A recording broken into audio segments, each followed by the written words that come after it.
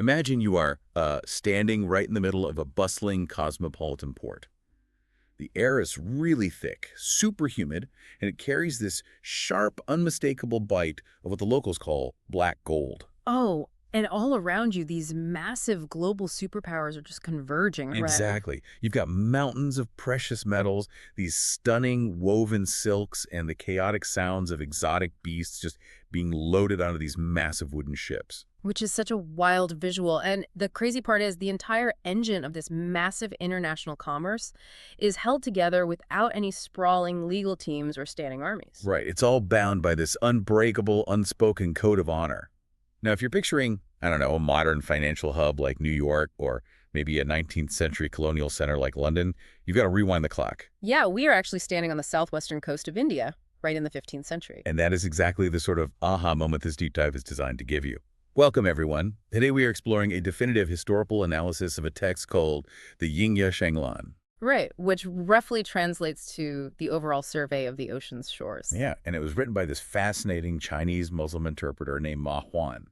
Our mission today is to explore how he vividly captured this surprisingly equitable, hyper-complex ecosystem. Specifically, zeroing in on the ports of Calicut and Cochin right during the epic naval expeditions of China's Ming Dynasty. Which really shatters our conventional timeline of how and when the world became interconnected. Yeah. But to really grasp this world, I think we have to look closely at the lens we're viewing it through. For sure. Because Ma Huan is definitely not your typical aristocratic explorer just writing a sanitized report for a king. No, not at all. So who was he, exactly? Well, his perspective is precisely what makes the text so valuable. He represents this really rare figure of profound cultural duality. He was born around 1380, and he was a Hui Muslim. Okay, so he's Chinese but practicing Islam. Exactly. And because of that, he possessed native fluency in classical Chinese, coupled with a deep functional mastery of Arabic. Wow, that is the perfect cultural passport for this specific job. It really was. And beyond just languages, he was deeply familiar with Islamic texts and Chinese Buddhist philosophies. He actually called himself, rather humbly, the mountain woodcutter. The mountain woodcutter. That's pretty understated for a guy who is basically an absolute operational linchpin for Admiral Zhang. Okay. These legendary treasure fleets. Oh, entirely understated. But his linguistic versatility made it essential. I just look at him as the ultimate 15th century foreign correspondent. He knows exactly how to frame a report for the Ming Emperor's highly formalized court, Yeah. but he can also, just step off a ship in the middle of the Indian Ocean and seamlessly negotiate with an Arab spice merchant. Right, and he was literally on the ground for the 4th, 6th, and 7th imperial expeditions. So we're talking about him being there in 1413, 1421, and 1431. Which is an incredible amount of time to spend basically embedded in these ports. And the drafting of his manuscript really reflects that boots-on-the-ground reality. This wasn't some fleeting travel diary dashed off on a quick return voyage. Right, it was a rigorous, iterative process over decades. Yeah, he worked in close collaboration with another Muslim interpreter, a guy named Chongli, who also sailed on these massive fleets. They were constantly cross-referencing their notes. Like everything, right? Yeah. Local geography, shifting political alliances, weather patterns, economic structures. Exactly. And modern historical consensus actually heavily favors the earlier, more colloquial drafts of Ma Huan's work. Those versions preserve the raw, gritty, ethnographic reality of the ports. Because later Ming editors tried to sanitize the text and polish it into high literary elegance. Precisely. They wanted it to sound proper for the court, but we lose a lot of the real flavor that way. Okay, so we have Ma Huan and Guo Chongli standing on the deck of a Ming treasure ship sailing into the Indian Ocean. Their ultimate destination is Calicut, or as the Chinese recorded it, Coolie. Yes, Calicut. And the Ming Dynasty officially designated this place as the Great Country of the Western Ocean. Which makes sense, because geographically, sitting in modern-day Kerala, it was basically the central processing hub connecting the South China Sea directly to the Arabian Peninsula and East Africa. It was the indisputable linchpin of the 15th century global economy, no question. But okay, the ruler overseeing this massive hub is a king known as the Zamarin. And our historical sources tell us the Zamarin belonged to the Hindi Nair, or Naik caste, basically the traditional warrior and landowning elite. That's right. But, and this is something that jumped out at me, Ma Huan explicitly records the Zamarin as being a firm believer in the Buddhist religion. Which sounds completely wrong to us today. Yeah, It feels like a pretty glaring error for our supposedly elite foreign correspondent to make. So was Ma Huan just taking this incredibly complex polytheistic Hindu culture and cramming it into a familiar Chinese worldview box just to make it easily digestible? Well, it is really tempting to write that off as simple ignorance, but it was actually a highly calculated heuristic. Oh, really? How so? Well, Chinese observers of the Ming era were suddenly encountering the staggering complexity of Indian Hindu iconography and ritual. Which would have been totally alien to them. Completely. So rather than attempting to write a dense theological treatise that would just confuse the imperial court, they mapped what they saw onto the closest familiar framework available to them, which was Chinese Buddhism. Ah, okay. So it's a mechanism of translation, not just of language, but of conceptual reality. Exactly. And while the theology was technically mistranslated, it absolutely does not invalidate his broader geopolitical mapping. Ma Huan was incredibly astute in recognizing exactly how Calicut functioned. That makes perfect sense. You just have to speak the language of your audience. Yeah. And we actually see that pragmatic diplomacy in action when Admiral Zheng, he arrives in 1407. Oh, absolutely. The diplomatic gifts were legendary. Yeah, he delivers this massive care package of imperial prestige. A silver seal, ceremonial hats, elaborate girdles for the Zamarin and his chiefs. They even put up a stone tablet declaring the peoples of China and Calicut are very similar, happy and prosperous. Which is quite the statement. Right. To my modern ears, that just sounds like pure diplomatic PR, like a polite fiction to grease the wheels of commerce. Well, diplomatic cohesion was the paramount goal there. It far outweighed ethnographic accuracy in those official moments. The Ming court really needed to symbolically integrate Calicut into their world order. Just to legitimize the massive expense of the fleets, I imagine. Precisely. But the underlying reality on the ground was that hosting thousands of foreign merchants from all over the world in a single port is incredibly volatile. Oh, I bet. So how did they keep it from just descending into total chaos? Well, Calicut required an incredibly rigorous, almost mechanical internal social structure. I kept visualizing this social hierarchy like a perfectly tuned engine. Every single component has a hyper-specific, non-interchangeable role. Ma Huan actually identifies 5 distinct classes operating in Calicut. The division of labor was absolute. You start with the Nankun, the ruling Hindu elite. They provided the military muscle and the administration. So foreign merchants didn't have to bring their own standing armies to protect their warehouses. Exactly, security was handled. Next up are the Hui, the Muslim merchants and shipmasters originating from Arabia and Persia. And they basically controlled the long-distance maritime logistics and held all the liquid capital, right? That's them. Then you have the Chedi. These were the Hindu financial brokers, the jewelers, the guys who could instantly evaluate the purity of foreign gold. Crucial role.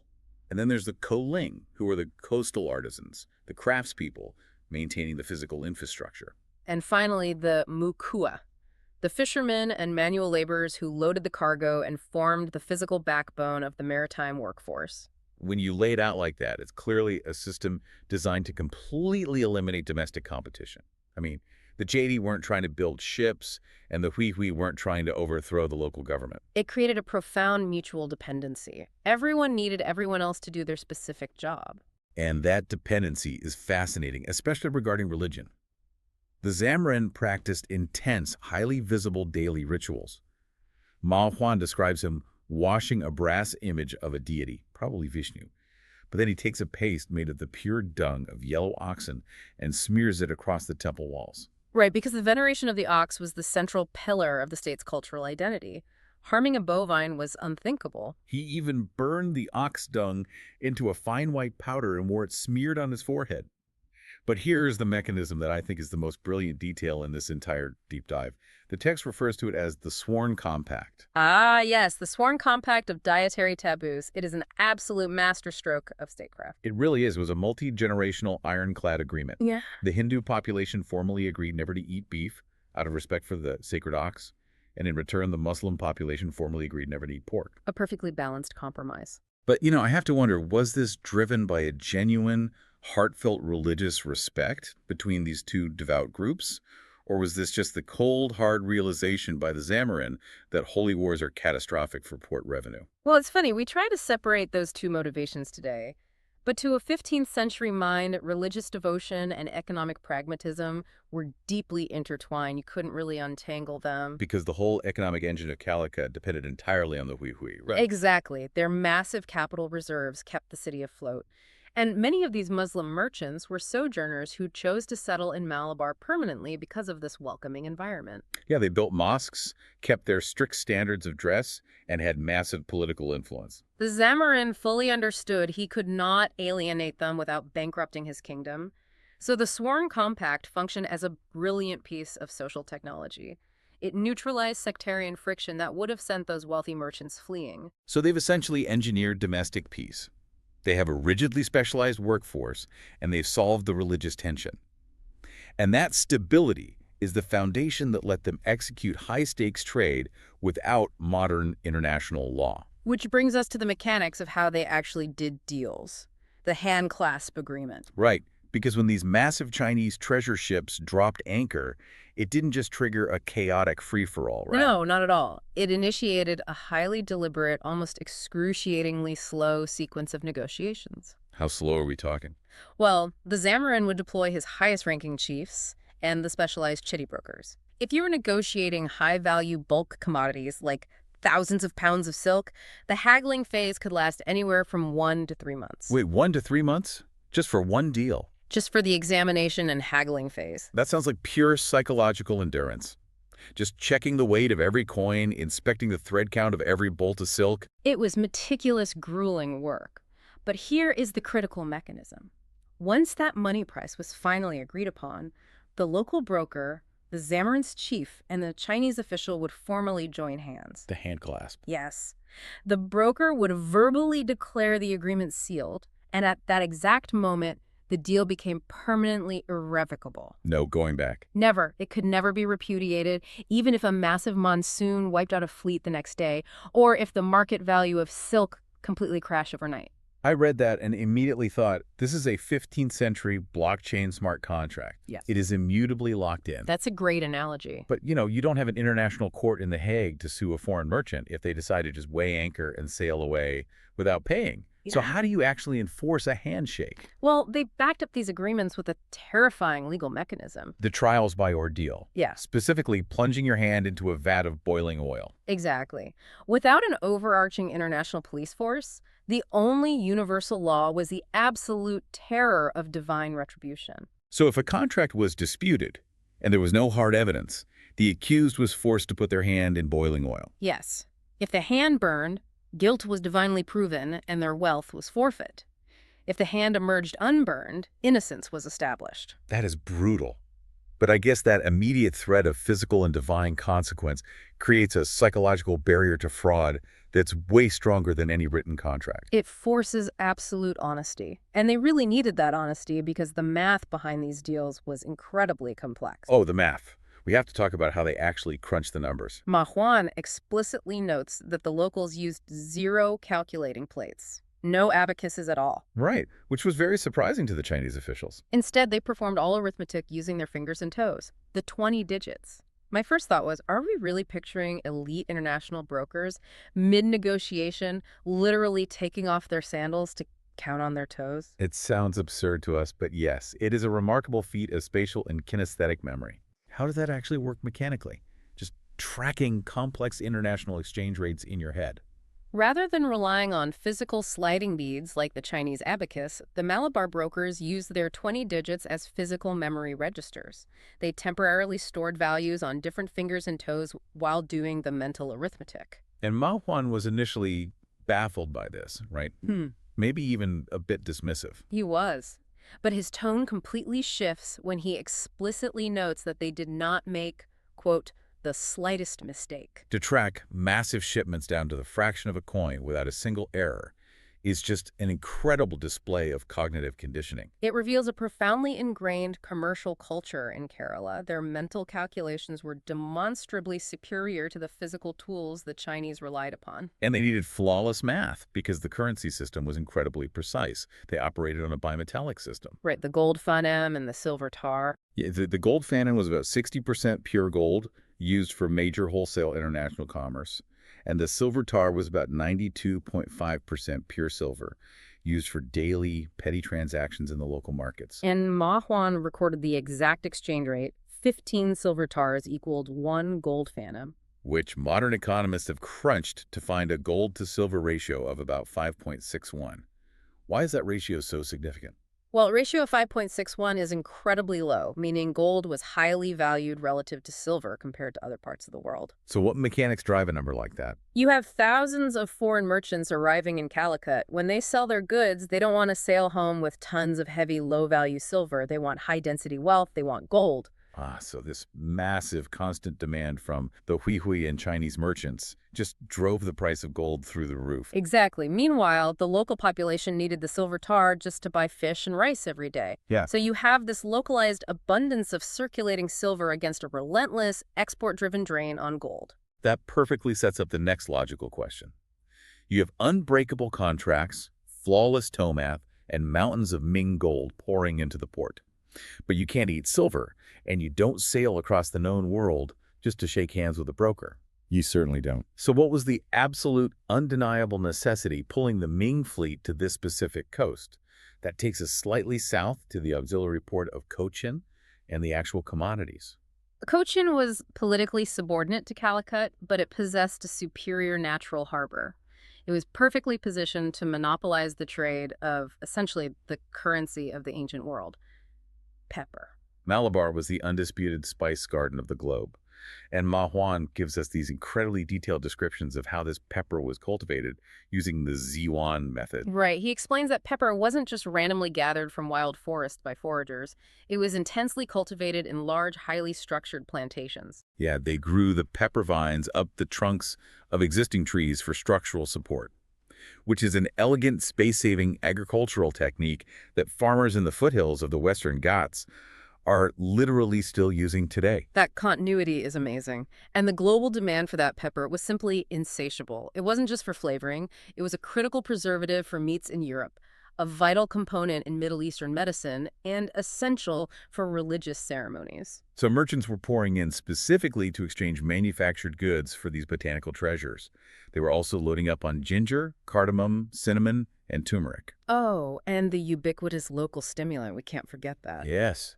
Ma Huan noticed that absolutely everyone in the port was constantly chewing the areca palm nut, wrapped up in a betel leaf mixed with a little clamshell lime. It was basically the coffee of the Indian Ocean. Exactly. It was everywhere. But what I found just as interesting was what was missing from their diet. Noticeably absent were wheat and barley. They survived entirely on rice, ghee, fish, and jackfruit. The complete absence of wheat and barley is a crucial dietary marker because they couldn't grow wheat in that specific tropical, monsoon-driven ecological niche. The Malabar coast was distinctly separate from the grain-heavy cultures of northern India and China. Meaning they didn't have to waste port space trading bulk grains. Their agricultural economy was hyper-specialized for high-yield luxury spices. Exactly. It was all highly specialized. But spices and rice were not the only things taking up cargo space on these colossal Chinese ships. We have to talk about the floating zoo. Calicut was the premier transit point for exotic tribute animals being shipped from the Middle East and Africa back to the Ming Emperor. The zoological records preserved in the Yingya Shenglan are definitely some of the most captivating parts of the text. I kept picturing these treasure fleets as this bizarre cross between Wall Street and a floating Noah's Ark. That's a pretty accurate way to picture it. Calicut had its own domestic elephants and horses, but the transit of exotica really obsessed Ma Huan. He writes about seeing zebras, describing their stripes as looking like they were carefully painted on. He mentions ostriches, trying to make sense of them by calling them camel fowls. He describes lions that roared like thunder and a caracal, which he called a gentle and kind tortoiseshell cat with black ears. But the absolute showstopper, the main event of the tribute system, was the Shenglan, the giraffe. Yes. His measurements of the giraffe are incredibly meticulous, proving he observed it up close. He records the forelegs as 9 feet high, the hind legs as 6 feet, and a neck extending 16 feet into the air. He notes the cow-like tail, and even points out, very practically, that you can't ride it because of the awkward slope of its back. A very practical observation. But when I read this, my brain just short-circuited on the logistics. Think about the nightmare of this operation. You capture a 16-foot animal in East Africa, sail it to Calicut, hold it there, feed it, then load it onto a pitching wooden ship, navigate the Strait of Malacca, and sail all the way up the South China Sea. It's an unimaginable logistical hurdle. Economically, that makes zero sense. The mortality rate alone must have been staggering. So this couldn't have been about money. This was about pure, unadulterated imperial PR, right? Exactly. It was the ultimate manifestation of the Ming tribute economy. Bringing a living giraffe back to Nanjing wasn't about turning a profit. It was a tangible, breathing display of unparalleled imperial prestige. Because in Chinese cosmology, the Cailin was a mythical beast, right? Yes, one that only appeared during the reign of a perfectly just and harmonious ruler. Delivering one proved that the emperor's mandate of heaven literally extended to the furthest, most exotic corners of the known world. Wow. And beyond the PR, it was a massive exercise in state-sponsored scientific observation. The Ming fleets were mapping global biodiversity to assert dominance over the natural world. Knowledge is power, and they were hoarding it. But as incredible as this era of the Ming fleets was, it abruptly vanished. By 1433, after the seventh voyage, the political winds in China shifted. The Ming emperors recalled the fleets, burned the ships, and turned their empire inward. The Chinese were suddenly just gone from the Indian Ocean. And that abrupt departure left a massive power vacuum. It really did. The intricate economic and social structures that Ma Huan documented, the brokers, the compacts, they continued to function locally, but the overarching global paradigm was about to shift violently. Right, because by the dawn of the 16th century, the Portuguese arrive in Calicut under the command of Vasco da Gama. And Vasco da Gama certainly didn't come to shake hands and evaluate gold purities for 3 months. Definitely not. The Portuguese replaced this equitable open market with a system known as the Cortaz. Right, which was essentially a violent state-sponsored protection racket. You had to purchase a pass from the Portuguese just to sail your own ship in your own waters, or they would sink you. It marked the definitive beginning of European colonialism in the Indian Ocean. They built fortified settlements and used naval artillery to enforce a monopoly. Completely obliterating the diplomatic, handshake-driven commercial environment of the 15th century. Which is exactly why Ma Huan's Yingya Shenglan is such an unimaginably precious time capsule. It proves that a fluid, peacefully negotiated, highly complex global network wasn't just some utopian theory. It actually existed. The cities we now know as modern Kozhikode and Kochi were once the thriving centers of a world where foreign and local identities seamlessly blended through trade and sworn compacts. It fundamentally challenges our modern, often cynical assumption that globalization has to be inherently predatory or enforced by military dominance. The mountain woodcutter really left us the foundational data for understanding the immense cultural and economic sophistication of the pre-colonial world. He absolutely did. So as we wrap up this deep dive, I want to leave you with a final thought to really chew on. Think about the butterfly effect of 1433. What if the Ming emperors hadn't abruptly recalled their fleets? It is arguably one of the most profound what-ifs in recorded history. It truly is. If that hand-clasped system of mutually agreed-upon trade had remained the dominant stabilizing force in the Indian Ocean, instead of being replaced by the fortified, violent European monopolies that followed, how entirely different might the economic, cultural, and political map of our modern world look today? So the next time you picture a bustling, cosmopolitan port trading black gold under a strict code of honor, remember, you don't have to look to the modern West. You just have to look back to 15th century India.